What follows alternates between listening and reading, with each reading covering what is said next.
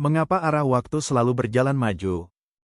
Pernah kepikiran nggak, kenapa hidup cuma bisa diingat, tapi nggak bisa diulang? Kenapa gelas yang pecah nggak pernah tiba-tiba menyatu lagi? Kenapa kita bisa melihat masa lalu, tapi masa depan selalu terasa gelap dan belum terjadi? Waktu selalu maju, tapi siapa yang menyuruh waktu bergerak ke depan? Selama ribuan tahun, manusia menganggap waktu itu mutlak. Bagi Newton, waktu adalah jam kosmik, berdetik sama untuk semua orang, dimanapun. Tapi awal abad ke-20, Einstein datang dan berkata, waktu itu relatif. Masalahnya, meski waktu bisa melambat atau mempercepat, arahnya tetap satu.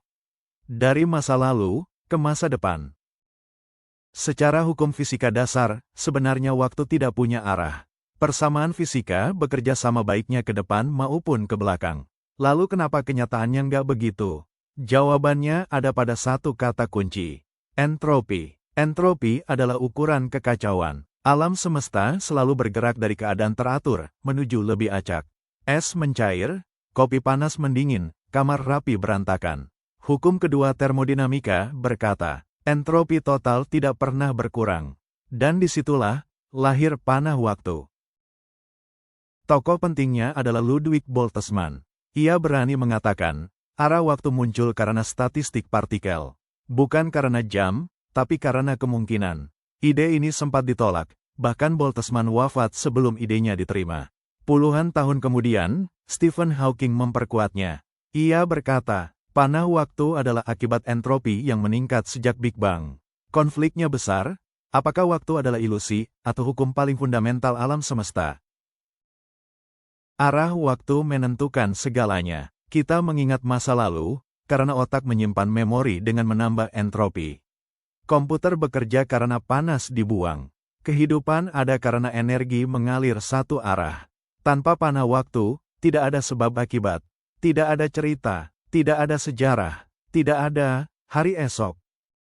Waktu selalu berjalan maju, bukan karena kita ingin, tapi karena alam semesta tidak bisa kembali teratur. Kita hidup di aliran entropi. Setiap detik yang berlalu, tidak bisa diulang. Dan mungkin, justru karena itulah, setiap momen menjadi berharga. Karena waktu tidak menunggu siapapun, dan tidak pernah berbalik arah. Lalu muncul pertanyaan yang lebih dalam. Jika arah waktu hanyalah akibat entropi, apakah waktu itu benar-benar nyata? Atau hanya cara manusia memahami perubahan?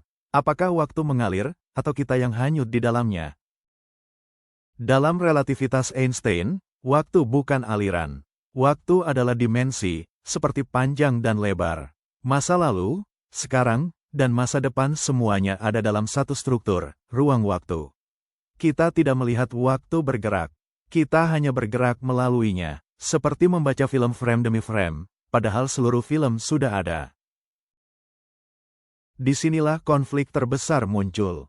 Fisika berkata, semua waktu setara, tapi kesadaran kita berkata, sekarang itu istimewa. Kita merasa waktu mengalir karena otak kita terus memperbarui memori. Masa lalu tersimpan, masa depan belum ada. Mungkin, aliran waktu adalah ilusi biologis. Bayangkan jika waktu tidak mengalir. Tidak ada nanti, tidak ada dulu, tidak ada penyesalan, tidak ada harapan, tidak ada cerita. Karena cerita hanya ada jika ada urutan peristiwa. Mungkin waktu tidak mengalir. Mungkin yang mengalir adalah entropi. Dan kesadaran kita hanyalah penumpang yang menyusuri satu arah saja. Kita tidak bergerak menuju masa depan. Kita hanya menyaksikan bagian-bagian alam semesta satu persatu. Apakah waktu itu nyata? Fisika belum punya jawaban pasti. Tapi satu hal jelas. Selama kita hidup, kita merasakan waktu.